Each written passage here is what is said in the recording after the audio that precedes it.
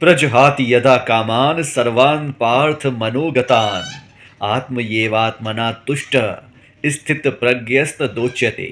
अर्थात श्री भगवान उत्तर तर्जन अर्जुन के कि हे अर्जुन, जह काल में ही मनुष्य मन में स्थित संपूर्ण कामनाओं के भली भांति त्यागे तो छड़े, ऐं आत्मा सा ही आत्मा में ही संतुष्ट तो रहे, उन्हें काल में वो स्थित प्रज्ञ चवायो तो वञे।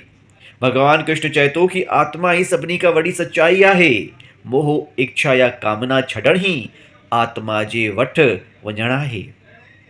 जंहिंखे संतुष्टि ऐं शांति जे लाइ ॿिए कंहिं ते निर्भरता नथी रखणी पए, उहो ई माण्हू पंहिंजी कामना खे त्यागे थो सघे। प्रिय मित्रों, तव्हां बि सोचो कि छा तव्हांखे पंहिंजी ख़ुशीअ जे लाइ, पंहिंजी शांतीअ जे लाइ के ॿिए माण्हू जी ज़रूरत पवंदी आहे छा? जे अगरि पवंदी आहे, जे अगरि तव्हांजी होठनि जी ख़ुशी, होठनि जी हसी ॿिए माण्हुनि जी ख़ुशी ते निर्भर आहे, त पोइ तव्हां ख़तरे में आहियो।